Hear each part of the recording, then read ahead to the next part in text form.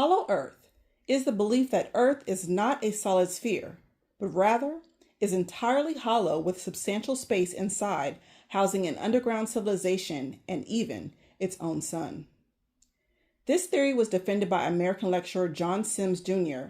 and explorer J.N. Reynolds well into the mid-19th century. Sims Jr. in Sims Circular No. 1 wrote, quote, "I declare the Earth is hollow and habitable within, containing a number of solid concentric spheres having a common center, one within the other, and that it is open at poles 12 and 16 degrees. I pledge my life support of this truth and am ready to explore the hollow, if the world will support and aid me in undertaking." End quote. Sims visualized the Earth's crust being approximately 1,000 miles thick, with an Arctic opening about 4,000 miles wide and an Antarctic opening around 6,000 miles wide. He argued that due to the centrifugal force of Earth's rotation, the Earth would be flattened at the poles, leading to a vast passage into the inner Earth. Inside were 5 concentric spheres which were illuminated by sunlight reflected off the outer surface of the next sphere down. He simplified his theory into one sphere. As an Army officer, John Sims Jr. approved an expedition to cover the hollow Earth, but John Quincy Adams and Andrew Jackson shut it down. The hollow Earth theory, however, dates back to Edmund Halley. From his observatory in St. Helena, he records the transit of the southern celestial hemisphere and saw that the transit of Venus could determine distance between Earth, Venus, and the Sun. Edmund Halley was an English astronomer, mathematician, physicist, and the second Astronomer Royal in Britain, a position which sought to establish longitude at sea when out of the sight of land. The Astronomer Royal is a senior post in the royal household of the United Kingdom, supporting members of the British royal family. The post was created by King Charles II in 1675. At the same time, he founded the Royal Observatory at Greenwich. He appointed John Flamsteed as the first Astronomer Royal, instructing, quote, "forthwith to apply himself with the exact care and diligence to the rectifying the tables of the motions of the heavens, and places of the fixed stars, so as to find the so much desired longitude of places for perfecting the art of navigation." End quote. King Charles II was literally creating the Royal Society, formerly Royal Society of London for Improving Natural Knowledge.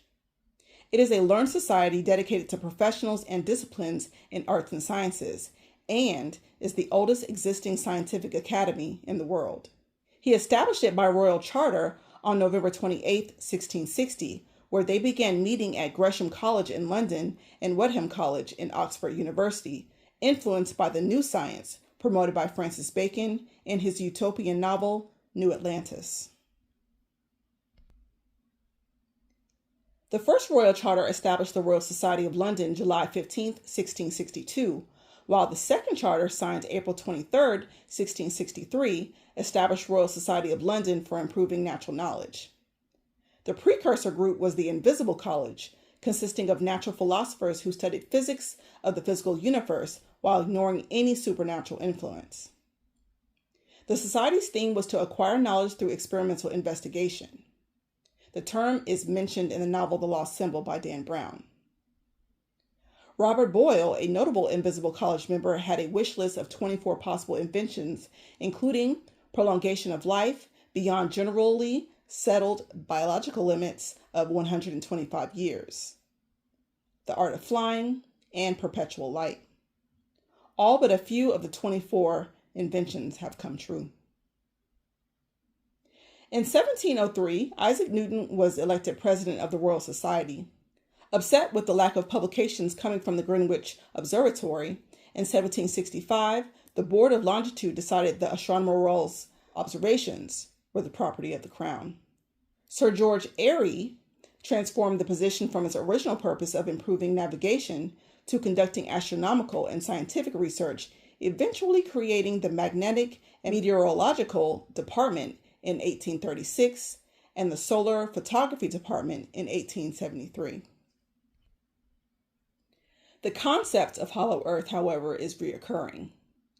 One legendary kingdom is Agartha, usually said to be located in Central Asia, led by a powerful leader known as the King of the World, who has secret influence on the surface.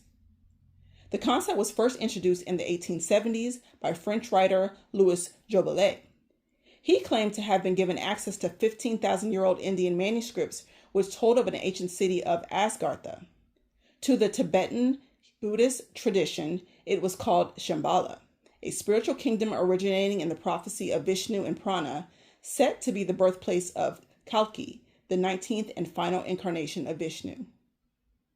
His arrival will mark the end of Kali Yuga, the present age of sin and conflict, heralding in the last 1,725,000 years before the ultimate dissolution of the universe. He is foretold to appear on a white horse, becoming king, a turner of the wheel who restarts Dharma, transforming humanity, which begins the Golden Age. In Shamballa, he is the future Buddha Maitreya. Shamballa is the seat of Agartha governance, which occult writer Alexandre Saint Ives de Alvedre says one arrives at through astral projection. According to the Indian scriptures, Agartha may be the residence of the Nagas, powerful half-human, half-serpent beings living at the lowest levels of Hollow Earth. Some described Hollow Earth as separated by different atmospheres, with a sun hanging at the center. Edmund Halley believed Hollow Earth had 3 floors. Austrian painter and cartographer Heinrich C. Beran showed in his maps water passages spanning the entire continent with openings to the Hollow Earth. Admiral Richard E. Byrd of the U.S. Navy wrote in his diary that his crew was intercepted by a saucer-shaped aircraft in midair and that people living at the Earth's center used advanced technology for piloting his aircraft midair and landing. He also stated meeting emissaries of Agartha. Many theosophy groups shared belief in the Grand Lodge of Agartha, made up of ascended masters, such as the Order of the Solar Temple, who lived underground. These members ended up committing mass murder-suicide throughout the 1990s, which they deemed as, quote-unquote, completing the cycle. The OTS was a Neo-Templar order founded in 1984 in Geneva, Switzerland, claiming to be a continuation of the Knights Templar and incorporated an eclectic range of beliefs with aspects of Rosicrucianism, Theosophy, and New Age ideas. It was led by Joseph de Mambre with Luc Joret. The group was active in French-speaking countries and believed the Ascended Masters resided on the star Sirius. In OTS theology, the star Sirius, or the Blue Star, had appeared roughly 26,000 years ago. Following its appearance, the universe's history could be divided into several ages, viewing the present moment as one being which the world was moving from the age of Pisces to the age of Aquarius. In the OTS's view, the arrival of the age of Aquarius would result in the apocalypse, with the earth being consumed by fire. So, OTS' goal was to create souls dedicated to surviving the apocalypse. The OTS believed Sirius to be the home of the Ascended Masters, also called the Great White Brotherhood, who arrived to Earth and inhabited Agartha. In June 1981, DiMambro, then 57, began an affair with then 20-year-old Dominique Belleton. He later claimed to receive a revelation from the Masters that Belleton would produce a cosmic child through theogamy, a term meaning marriage to a god. About that time, Joret founded the Amida Club, formerly the Atlanta Club.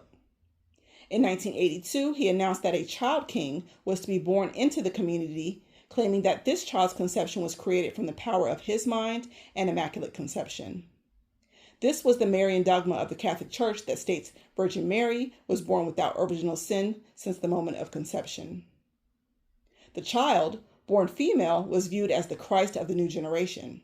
DiMambro attributed the change in sex to human imperfection, believing the child's mother, being human, had led to the imperfect Christ. DiMambro claimed the child was an avatar, a male soul trapped in a female body. Her name was then changed from Anne to Emanuela, the male version of Emmanuel being Jesus' Masonic name, but was referred to with male pronouns. After many scandals arose, including members discovering DiMambro faked apparitions, the cult decided to, quote, transit to Sirius. In their view, traitors would simply be murdered, while weaker members would be helped to transit. and the remaining members, considered strong enough, would kill themselves. Now disgraced Nuwambian nation leader Dwight Malachi York titled one of his books, Shamballa and Agartha, Cities Within the Earth.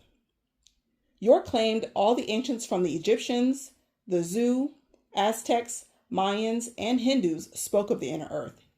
He claimed the step pyramid of Saqqara leads to the center. Saqqara is an Egyptian village that served as the necropolis for the ancient capital, Memphis.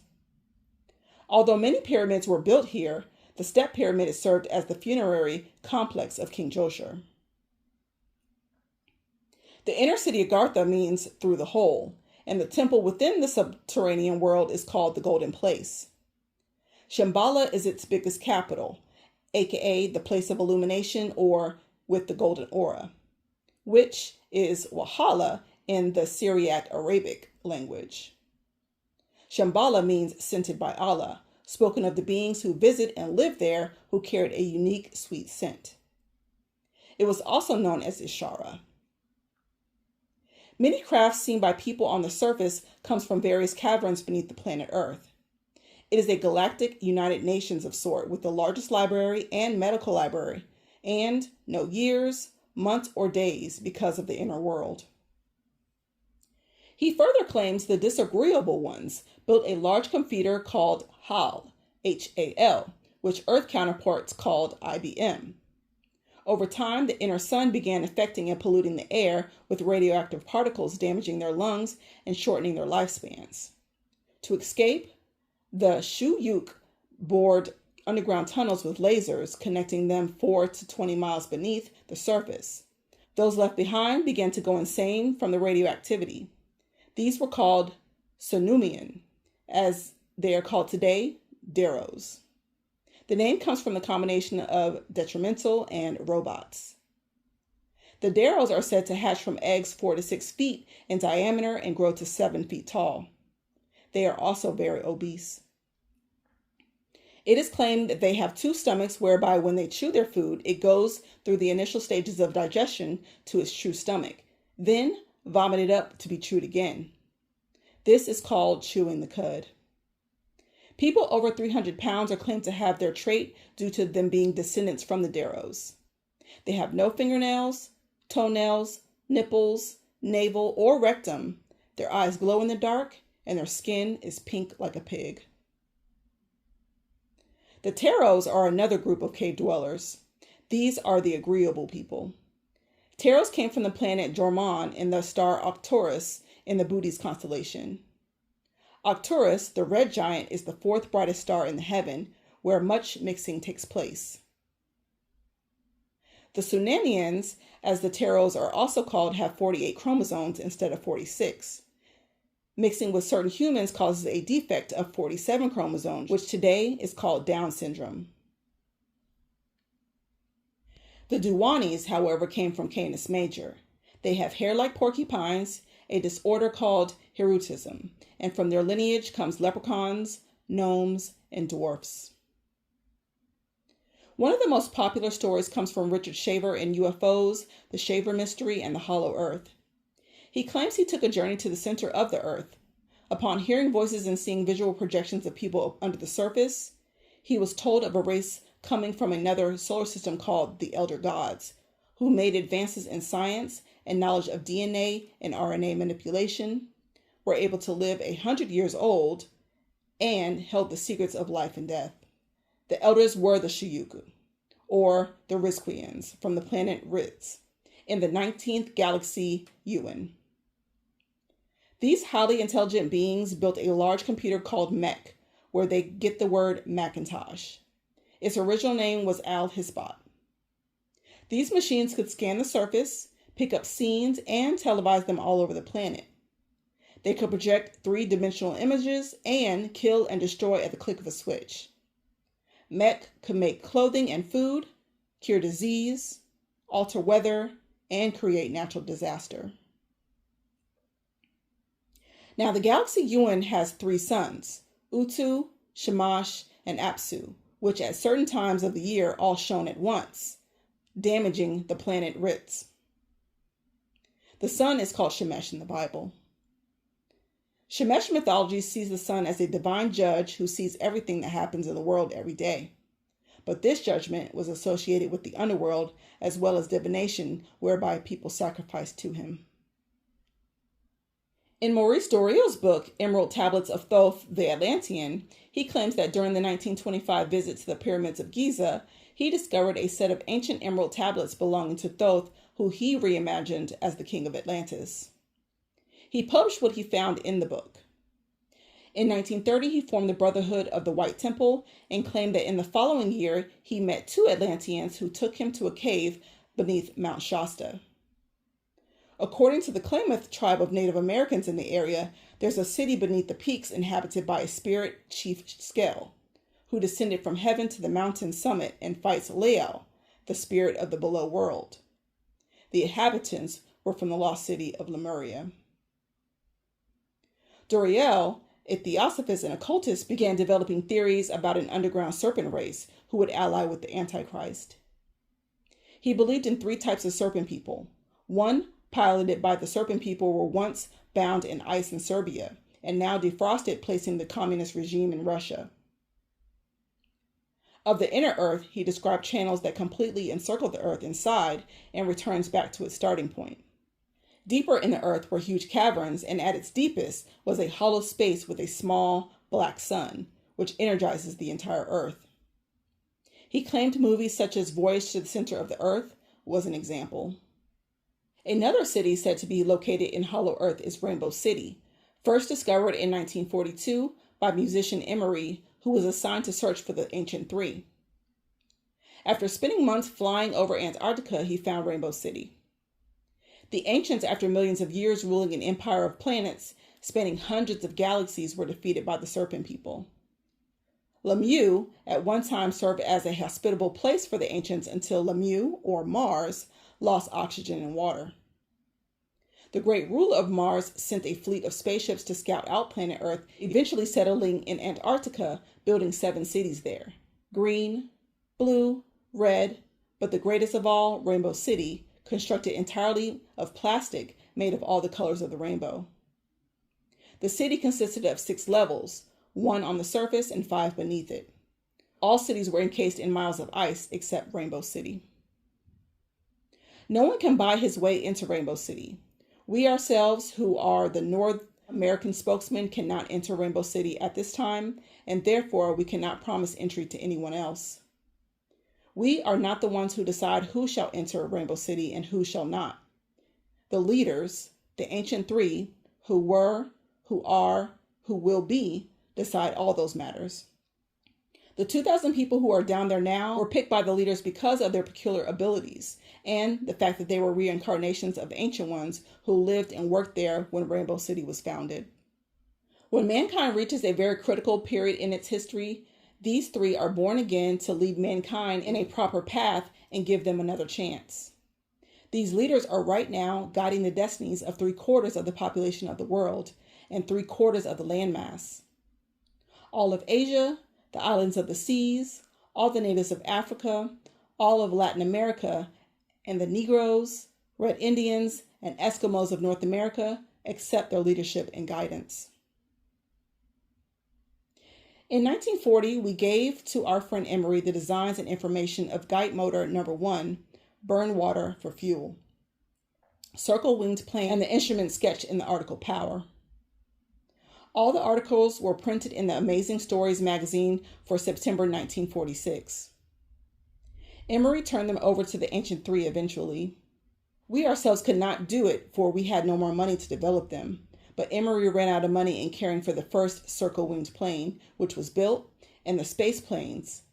Finally, he appealed to his personal friend, the Grand Lama, head of the temple in the Valley of the Harmonious Peace in Tibet, which we call Shangri-La. The Grand Lama opened the valley for Emery. From there, they went into the hands of the Ancient Three. Since then, 350 of the circle-winged planes have been built. They are powered by a motor called Guide Number 2, because they are a combination of Guide Number 1 plus the principle described in the Burn Water for Fuel. The so-called flying saucers were a group of these ships on a mapping expedition to discover the types of terrains in which the mouths of the tunnels opened, and described in the article Man Number 4 Tunnels. The fifth and lowest level of the underground city is the main depot and traffic office and dispatcher system that controls the entire network of train tunnels throughout the world. There is also a communication system for voice and vision to all trains and to all terminals and their branch lines. The tunnels of the main lines are always dual, one above the other, and operate on a one-way system of handling trains. The tunnels are lined with the tough metal which supports and reinforces the underground city. Each tunnel has a diameter somewhat over 100 feet. The trains are about 100 feet in diameter, and each coach length is 3½ times in diameter. Each engine 2 times in diameter. When in operation, the trains float free of all walls. The top speed of these trains is unknown to us at present, but our group of scientists tested them well above 2,000 miles per hour. There are many more inventions that are said to come from the city's underground. The face of Mars were said to be bases set up by the Anunnaki as an ancient marker for incoming extraterrestrials to know about the project of Homo erectus to Homo sapien. They claim the face of Mars is Homo erectus, the face of Sakar, who is Adam. Check out the overview of the Smithsonian National Museum. It states, early African Homo erectus fossils, sometimes called Homo erectus, are the oldest known early humans to have possessed modern human-like body proportions with relatively elongated legs and shorter arms compared to the size of the torso. These features are considered adaptations to a life lived on the ground, indicating loss of earlier tree climbing adaptations with the ability to walk and possibly run long distances. Generally considered to have been the first species to have expanded beyond Africa, Homo erectus is considered a highly valuable species spread over 2 continents. It's not certain whether it reached Europe. And possibly the longest lived early human species, about 9 times as long as our own species, Homo sapiens. The definition of human, scientifically known as Homo sapiens, are primates that belong to the biological family of great apes. This is the theory perpetuated to us through our school systems, and this is the story of its origins. Millions of years ago, a mothership called Nibiru was coming into our solar system driven by the Anunnaki. An accident occurred when planet Anu, meaning heavenly one, today known as Uranus, came behind planet Ea, meaning he whose house is water, known as Neptune. Nibiru tried to avoid hitting Uranus and collided into planet Maldek, or Vulcan, known as the Lost Planet. Thinking they were being attacked, Maldek sends out 4 fighter ships known as the 4 Winds: North Wind, South Wind, East Wind, and West Wind. Nibiru put up magnetic force fields to destabilize the 4 ships. When released from the fields, the North Wind was aligned with planet Tiamat, meaning the maiden of life, or planet Earth. The impact caused Tiamat to split into 2. A second impact shattered one half, making comets and asteroids. The East Wind bore a hole through the other half. The South Wind crashed into Tiamat, creating the Grand Canyon, and the West Wind, called the Evil Wind, gouged out a large hollow space in the center of Tiamat and became a 600-mile diameter sun. This is the black sun proponents of Hollow Earth claims sits at the center. They claim Crystal City, brought by Nibiru, is the New Jerusalem.